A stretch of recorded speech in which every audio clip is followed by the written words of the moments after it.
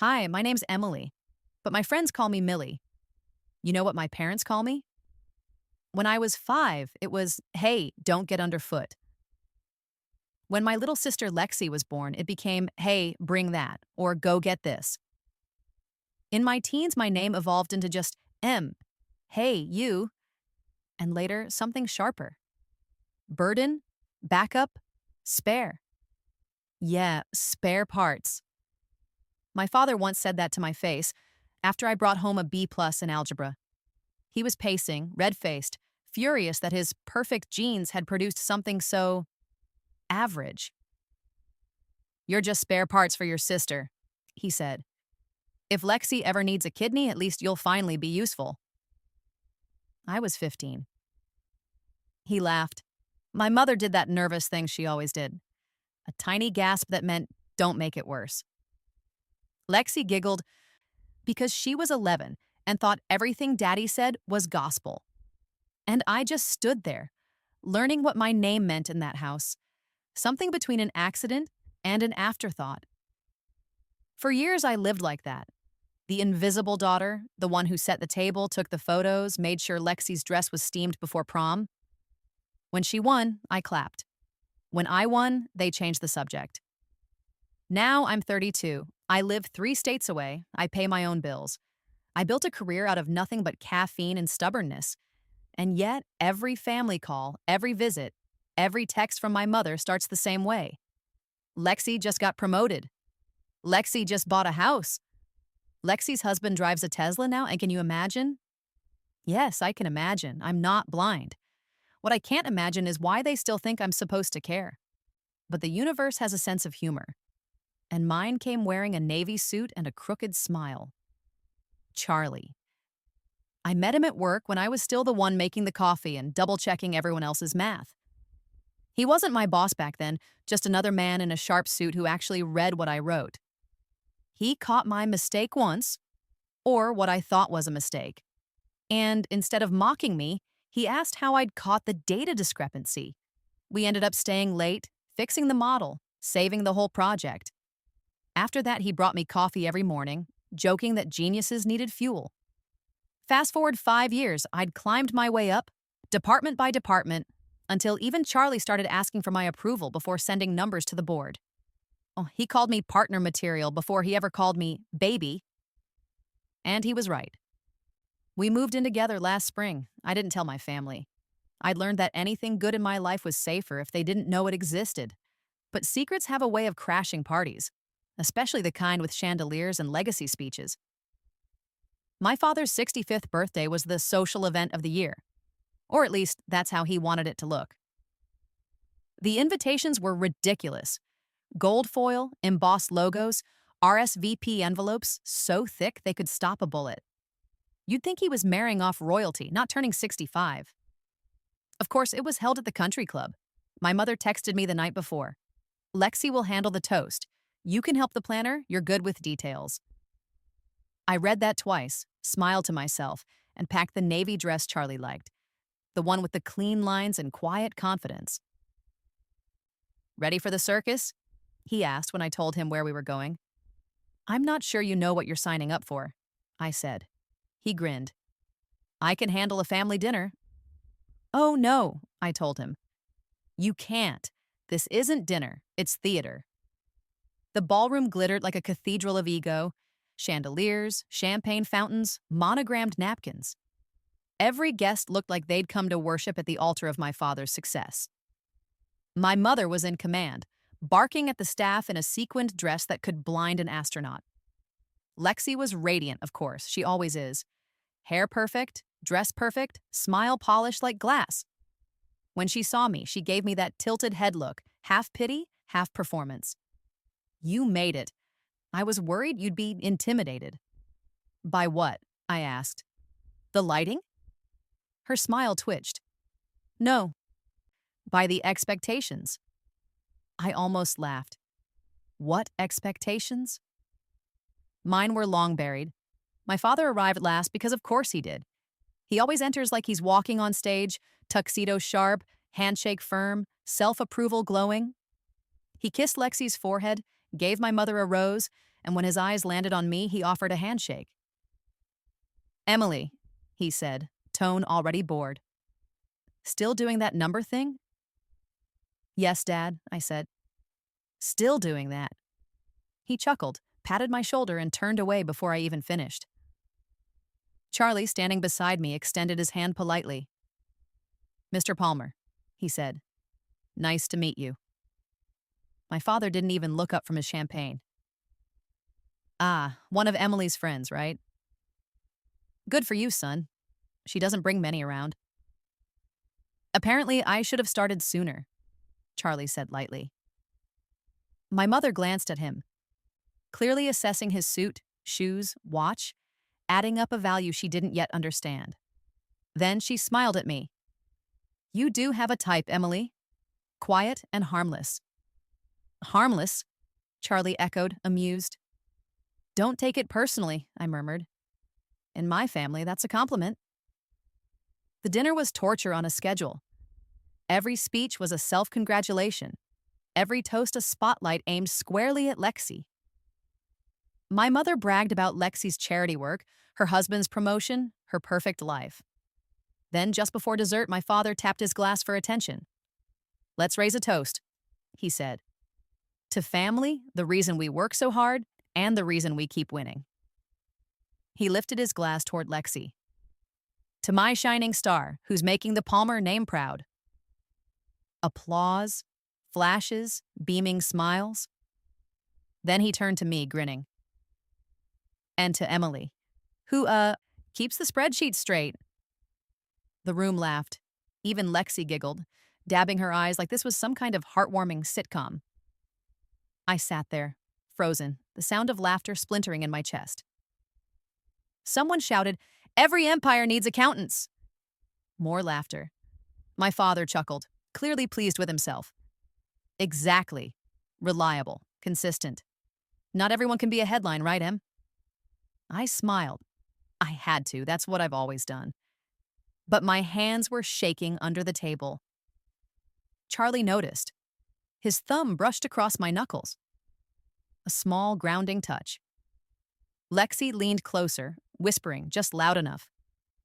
"Don't be so sensitive, Em. It's a joke. You know Dad loves you, just not in the impressive way." I turned to her slowly. "You have no idea what love means." She blinked, confused.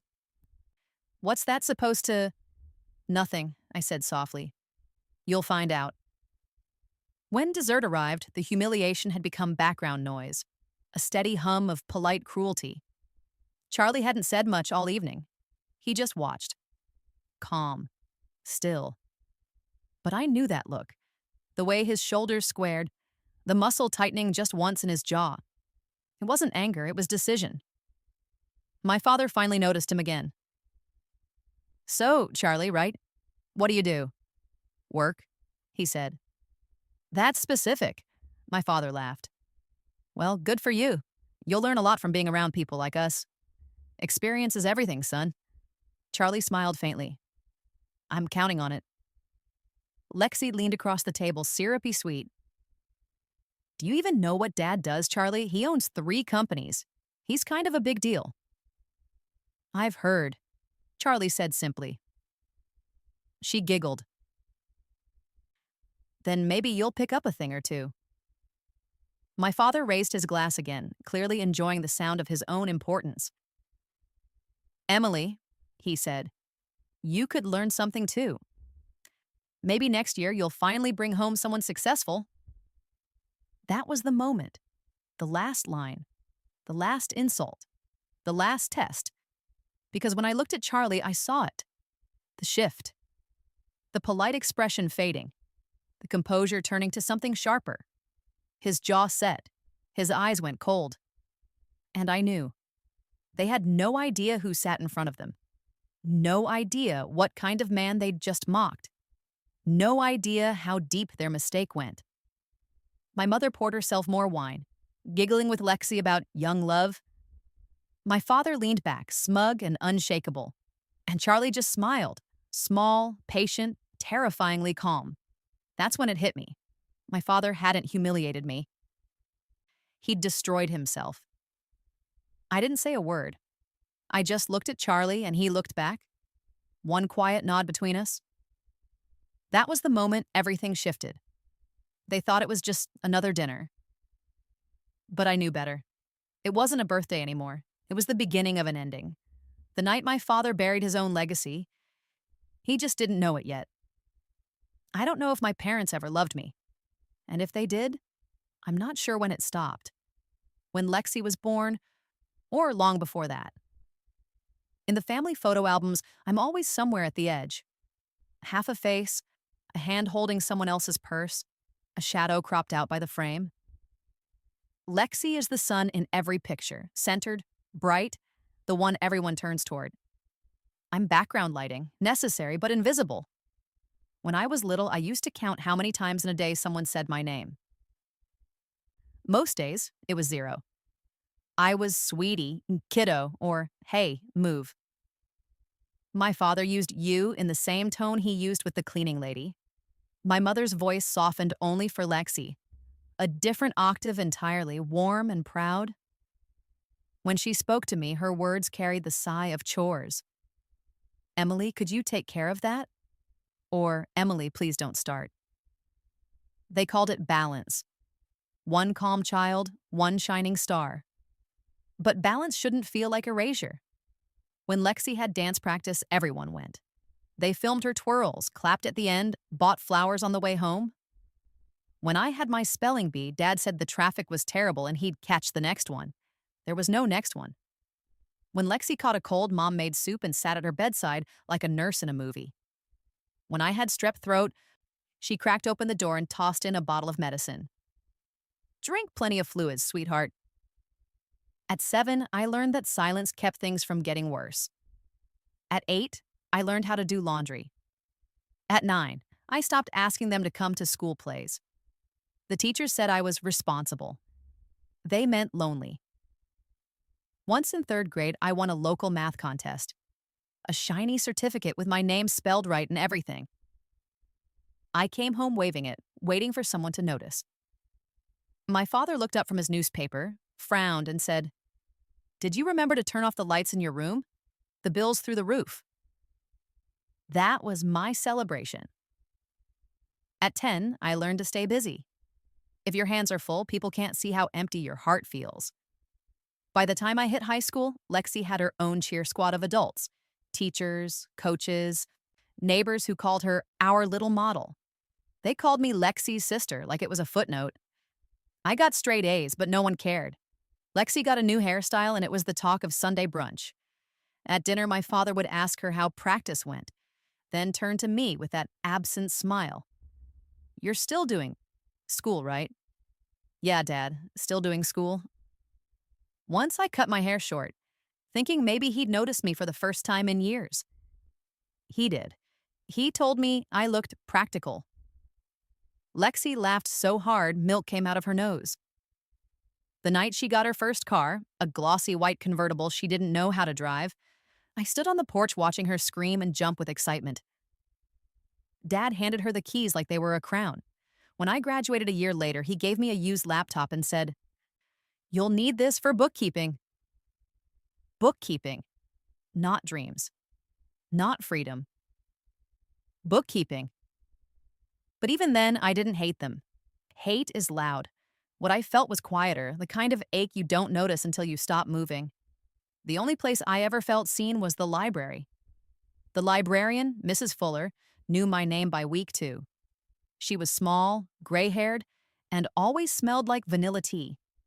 She noticed the books I borrowed. Statistics, philosophy, old finance manuals, and once said, "You like things that make sense, don't you?" I nodded. "Numbers don't play favorites." She smiled sadly. "No, but people do." I started volunteering there after school, shelving books, fixing torn jackets, cataloging new donations. It was peaceful. At home, the air was full of Lexi's laughter and my parents' praise. At the library, the loudest sound was turning pages. That's where I learned something important. You can build a whole world out of quiet. When college applications came around, Lexi applied to every expensive private school she could find, majors like fashion management and event marketing. I applied to one state university 6 hours away. It wasn't prestigious, but it was away. Dad skimmed the brochure, unimpressed. Seems middle tier, he said. But at least it's affordable. We can cover the first semester. After that, figure it out. Mom added, "You've always been independent. You'll be fine." It wasn't a compliment. It was permission to disappear. I left home in a borrowed sedan, a single suitcase, and an envelope with $500 in seed money.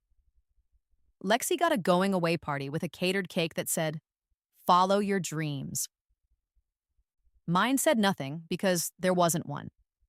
But the day I crossed the city limits, I felt something new. Relief so sharp it almost hurt.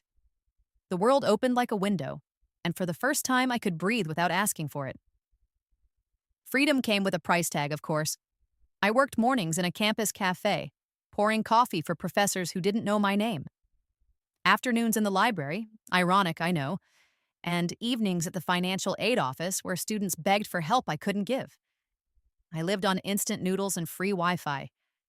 Still, I loved it. The independence, the exhaustion that belonged only to me. At night, I'd fall asleep at my desk, numbers blurring into dreams. My father rarely called. When he did, it was always about Lexi. "How's your sister's internship going? You two talk often?" I'd say, "She's fine." And he'd reply, "Good. Keep an eye on her, will you?" As if I existed solely as her bodyguard. Mom texted sometimes, chain messages about health, photos of Lexi in new outfits, recipes titled "Budget Meals for Students." She'd end each one with, "Proud of you, honey. Don't forget Lexi's birthday." I never did. By my junior year, I was used to silence. It no longer hurt. It just was. I started filling it with small victories, the kind no one else noticed. Perfect GPA, recommendation letters, a scholarship I applied for secretly and won. The day the letter came, I sat on the dorm floor, reading the first line over and over. "We are pleased to inform you." No one clapped. No one took pictures. But I smiled anyway. At 23, I graduated. My parents didn't come. Lexi had a crucial fashion show, and Dad said he'd catch the video later. I walked the stage alone, collected my diploma, and when the announcer mispronounced my last name, I didn't correct him. What was the point? After the ceremony, I returned my rented gown, folded it carefully, and took the bus to work. Evening shift at the university's financial office. While everyone else celebrated, I was checking columns, verifying totals, sending reports. It wasn't glamorous, but it was mine. That night, I realized something profound. Freedom doesn't always look like fireworks. Sometimes it looks like fluorescent lights and an unlocked door. My first real job title was assistant, which is corporate language for everything no one else wants to do. Ordering supplies, scheduling meetings, fixing printers, and every once in a while, cleaning up after someone's mistake. I didn't mind. Invisible work suited me. I could observe, learn, build. The company was small, and a consulting firm downtown with a view of the river and a break room that smelled like burnt toast. I was 24 and terrified of making noise. But I had one advantage. I listened. I noticed who spoke to fill silence and who spoke to hide ignorance. I learned how people cover up flaws with jargon, how they disguise panic with confidence. One night, I stayed late to finish printing decks for a client pitch. The senior analyst had left early, bragging about his flawless model. Something about the numbers bothered me, so I checked. He'd misplaced a decimal. A simple error, 1 dot, but it shifted the profit margin by $500,000. I fixed it, reprinted, and left a note. The next morning, my boss called me in. "Who corrected this?" "I did," I said quietly. He stared at me. "Good catch. Don't stay invisible forever, Emily." That was the first time someone said my name and respect in the same sentence. From then on, I studied everything. Not just data, but people. I watched how deals were negotiated, how meetings were staged, how power passed from one hand to another in subtle, wordless gestures. I realized numbers might tell the story, but confidence sold it. So I learned to borrow confidence until it became real. At 25, I bought my first professional outfit from a clearance rack and wore it until the seams gave out. At 26, I was leading client calls unofficially, the backup voice when others froze. At 27, I got promoted to associate. The raise was small, but the keycard opened new doors. Every milestone felt like proof that I was more than their spare. I started keeping a folder labeled wins. Every time someone praised my work, I saved the email. Every compliment was a brick in a wall between me and them. Of course, my parents didn't notice. They still sent me Lexi's magazine covers and party photos. "Isn't she stunning?" Mom would write. "You two should do something together one day." What she meant was, stand beside her so she looks even brighter. I learned to stop opening their messages at work. It broke my rhythm. Numbers were predictable. They never compared you to anyone else. By my late 20s, I'd built a rhythm of my own. Work, run, read, sleep. It wasn't glamorous, but it was solid. I had a small apartment with creaky floors and one good window where sunlight pooled in the morning. I kept fresh flowers on the counter, my little rebellion against the idea that beauty belonged only to Lexi. I decorated the walls with certificates, not to boast, but to remind myself that I existed. Every paper was proof that I had done something worth paper.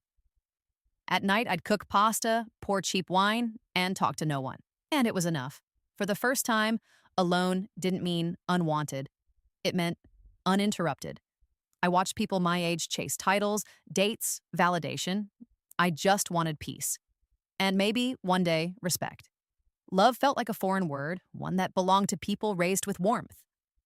Still, sometimes when I saw couples laughing in restaurants, I wondered if it could ever find me too, but I didn't chase it. I'd built my life from quiet, and I wasn't ready to trade it for noise. Every few months, my parents would call. Not to ask about me, but about what I could do for them. "Your sister's organizing a charity gala," Mom would say. "Could you help her with the budget?" Or, "Your father's considering a new business line. You're good with numbers. Check his projections, will you?" I did, out of habit. But the gratitude never came. If anything, they treated my help like a subscription they'd paid for years ago. Once Dad called me on a Sunday morning, voice dripping with irritation. "You sent me an email full of corrections," he said. "Yes," I answered. "Your expenses exceeded your forecast by 12%. He grunted. "No need to sound proud about it. I was testing you." "Testing me for what?" "For loyalty," he said. That was the day I realized my father saw people as utilities. And for the first time, I didn't feel sad. I felt clear. The firm grew, and so did I. New clients, bigger deals, late nights, early flights. My name began to circulate in rooms where I wasn't present. People started to trust my judgment. Not because I was loud, but because I was right. At 29, I moved to a larger office. My boss said, "You're management material, Emily." I smiled. "You mean I clean up other people's mistakes faster?" He laughed. "That too." I learned to lead without shouting, to correct without humiliating. Everything I had craved as a child, fairness, recognition, a voice, I gave to others first. And somehow that built my reputation faster than ambition ever could. There were still nights when I'd sit by the window, wondering what Lexi was doing, probably at another gala, her face in perfect light. And maybe, somewhere in that moment, she wondered about me too. But I doubted it. I thought about calling my parents sometimes. Then I remembered how those calls always ended. Me saying something real, them saying something polished. So I didn't. Instead, I learned new languages, finance, analytics, leadership, and became fluent in them. Every new skill was a fence between me and their expectations. Every achievement was another door they couldn't open. Somewhere between my rises and the long nights that blurred together, I stopped explaining myself to anyone. The world had stopped asking because I'd made myself undeniable. My parents didn't see it, of course, but others did. Clients, colleagues, mentors who told me I had presence. Funny word for someone raised to be invisible. The first time a junior associate called me boss, I almost laughed. Not because it wasn't true, but because the word sounded like armor. And I'd built it myself. I bought my first car that year, a plain gray sedan, not for show, for distance. Weekends, I drove along the coast, let the salt wind burn my cheeks, and whispered to myself, "You did this, alone." Still, there was an emptiness I couldn't quite measure. Numbers filled the hours, but not the silence. Success, I discovered, is a soundless thing. And sometimes silence gets heavy. Then one morning, during a brutal quarter end that had everyone half awake and running on caffeine, I walked into a conference room and found a stranger sitting at my desk. He was new, clean-cut, unhurried, reading the same report I'd spent 3 nights fixing. Most people flipped through pages to find their names. He was actually reading the data. When I paused in the doorway, he looked up, met my eyes, and smiled like he already knew the story. "Your work saved us a disaster," he said. I blinked. "You read the fine print?" "Always," he said. "That's where the truth hides." He didn't flirt, didn't boast, just noticed. The rest of the day blurred, deadlines, calls, endless emails. But that single moment stuck. Someone had finally looked past the surface and seen the work. Seen me. His name was Charlie. And somewhere between my quiet victories and the ceilings I kept breaking, I met him. The one person who didn't mistake silence for weakness. But this isn't about him. Not yet. This chapter is about the quiet years, the ones that shaped the steel beneath my skin. Because before the night at my father's table, before the humiliation, the laughter, and the sharp, silent promise in Charlie's eyes, I'd already built the part of me that wouldn't break. The part that knew exactly what I was worth, even when they didn't. So why am I telling you all this? Because I need you to understand, Charlie didn't make me who I am at 32. He refined me, yes. Made me sharper, steadier, maybe even softer in ways I didn't expect. But before him, I was already climbing. Bleeding fingers on the ladder, no safety net, no applause. By the time he reached for me, I was already standing on the edge of the summit. He didn't pull me up, he gave me a parachute. And together, we learned how to land. My father was a businessman, the kind who thought charm was a currency and intimidation was a skill. He built his company from scratch, or so he liked to say. In truth, he built it on favors, shortcuts, and a few good years when the economy did the heavy lifting for him. By the time he turned 65, Palmer and Comer's wasn't the empire he wanted it to be. But it still fed his ego. And if there was one thing he wanted more than admiration, it was validation. For the last 2 years, that validation had a name. Westbridge Capital. He wanted that merger more than I've ever seen him want anything. He talked about it at every dinner, every holiday, every call that he pretended was to check in on me. If he could close the deal, he said, it would secure the family legacy. Legacy. A word he used like a trademark. He wanted to impress Westbridge's leadership so badly he changed his office furniture to look more executive, updated his logo, and hired a PR consultant who charged more than my college tuition. He treated the upcoming merger like salvation, a way to prove to everyone, especially himself, that he was still relevant. And here's the irony. The vice president of that dream company, the one he bragged about to every golf buddy and investor, was sitting right next to me at his birthday dinner. My Charlie. Of course, I knew who he was. But for me, it wasn't a title. When we met, I didn't see vice president. I saw a man who read the fine print, who understood silence, who didn't need me to perform to feel seen. For my family, though, titles were oxygen. And they'd been breathing poison for years. The evening had already turned sour, sent their laughter echoing louder than the music. Every joke about me, another toast to their own cruelty. But when my father finally turned to Charlie and said, "So, son, what do you do?" Something in the air changed. Charlie looked up from his plate, polite as always. "I work in finance," he said. My father smirked. "Finance, huh? Big world. Any names I'd know?" Charlie's tone didn't waver. Maybe. The table chuckled. My mother leaned forward, eager to rank him. You must have good instincts, Charlie. You seem dependable. The compliment landed like a leash. Lexi added, Dad's in finance too. Real finance, though. Corporate scale. You'd love hearing about his company. Charlie glanced at her, amused. I'm sure I would. My father straightened in his chair. Palmer and Co., he said proudly. You might have heard of us. We're in talks with Westbridge Capital, one of the big ones. He smiled, pausing for effect. Top-tier firm. I've been speaking with their VP, sharp guy, tough but smart, the kind who knows a good deal when he sees one. Across the table, Charlie's hand brushed against mine under the tablecloth. Just once. Just enough. He didn't laugh. He didn't gloat. He simply looked at my father and said, I've heard that about him. The silence that followed wasn't loud, not yet. It was soft, eerie, like a piano note that doesn't fade the way it should. My father kept talking, oblivious. It's only a matter of time, really. They need someone with our flexibility. Their team's been dragging their feet, but they'll come around. Men like that always do. I watched Charlie take a sip of his drink, every movement measured. The muscle in his jaw ticked once, barely visible. And I thought, he's done listening. Lexi leaned over to me and whispered, You must be proud, Em. Dad's finally about to hit the big leagues. Maybe if you're nice, he'll give you a job after the merger.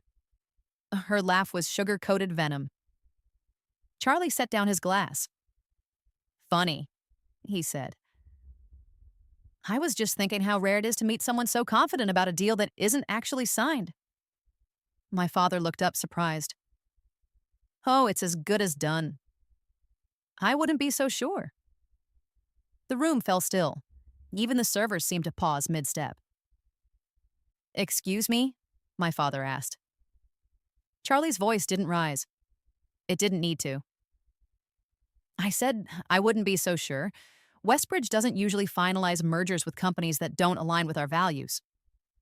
The words landed slowly, like snow covering glass. The first few seconds, confusion. Then comprehension.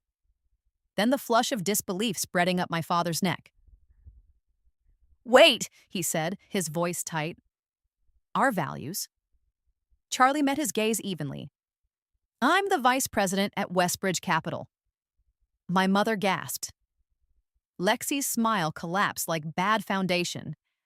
Across the table, I could feel every pair of eyes on me, like heat lamps, searching for guilt, for explanation, for permission to panic. But I didn't flinch. My father's fork clattered against the plate. This is some kind of joke. No, Charlie said calmly. This is clarity. The next few moments unspooled in perfect, unbearable silence. Then my father laughed, a dry, incredulous sound. Well, he said, looks like you've got quite the secret, Emily. How long have you been hiding him from us? Long enough, I said. You could have told me, he snapped. We could have used him? I asked. Like you use everyone else. The smile slipped from his face. Charlie didn't interrupt. He didn't need to.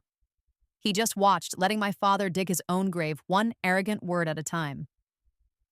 I don't appreciate being ambushed, Dad said, his voice cracking. You think you can embarrass me in front of my guests? I've worked for decades to build this company. On other people's backs, I said quietly, including mine. He turned to Charlie. You must understand, this is a family matter. You shouldn't involve yourself. Charlie leaned back, perfectly composed.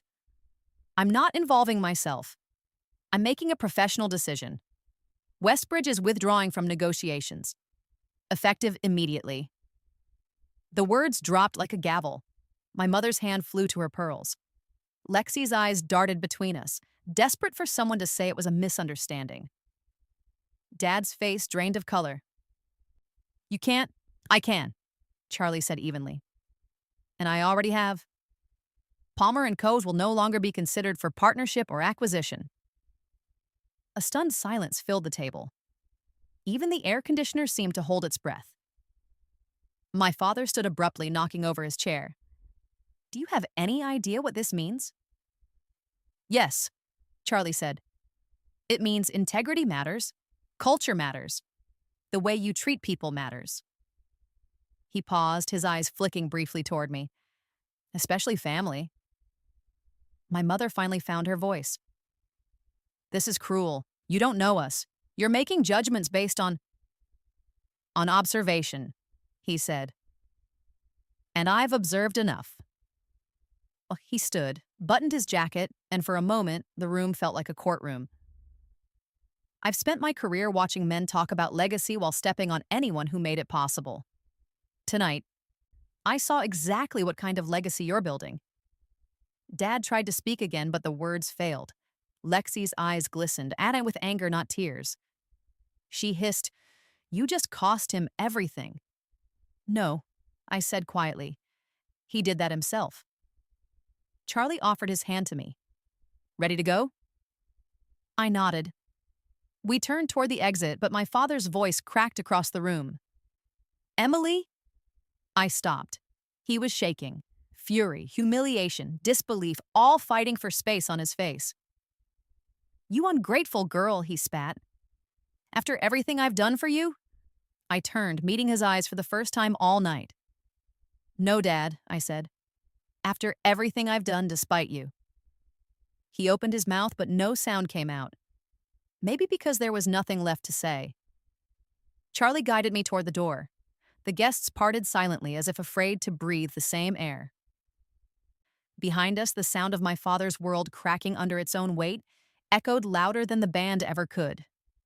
Outside, the night air hit cold and clean.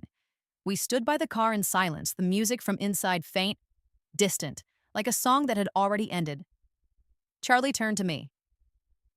"You okay?" I nodded. "I should be furious, but I'm not."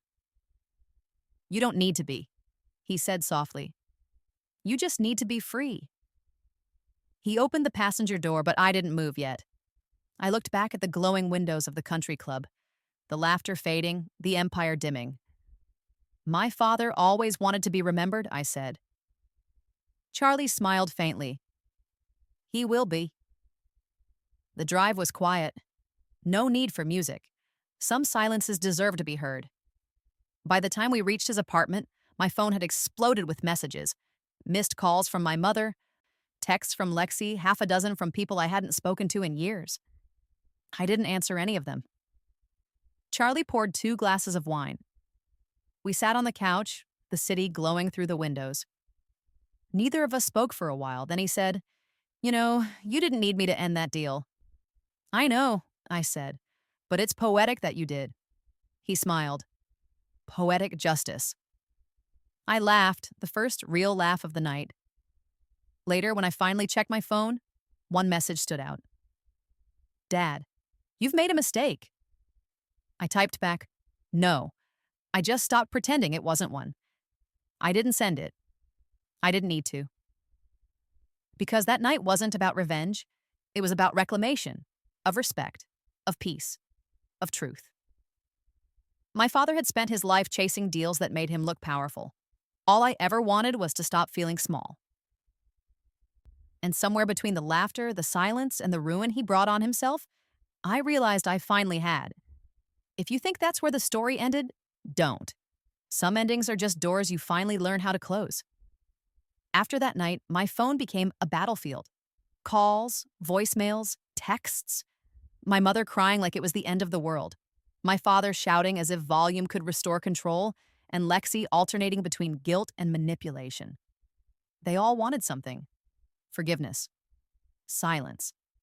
A version of me that no longer existed. For 2 days, I didn't answer. Then 3. By the end of the week, the noise started to sound like static. At first, my mother's messages were drenched in guilt. "Your father didn't mean what he said. He's under so much pressure, darling. You humiliated him. But we can fix this. Family always fixes things." Then came the shift. When guilt didn't work, she went for fear. "Do you know what you've done to his reputation? People are talking." We can't show our faces at the club. As if that was my crime, disturbing their reflection in the mirror. Lexi tried the softer route. She showed up at my office one afternoon, all perfect hair and trembling voice. I just wanted to talk, she said. You've always been the strong one, Em. Maybe we can fix this before it gets worse. Before what gets worse? I asked. Dad's losing contracts. People think Westbridge blacklisted him. Maybe people are smarter than you give them credit for. She flinched. You sound cruel. No, I said. Just honest. There's a difference. She stood there, eyes glassy, like she wanted to cry but didn't know for whom. You used to care about family, she whispered. I did, I said, until I realized it wasn't mutual. Lexi left. The door closed softly, like even the air had given up trying to plead.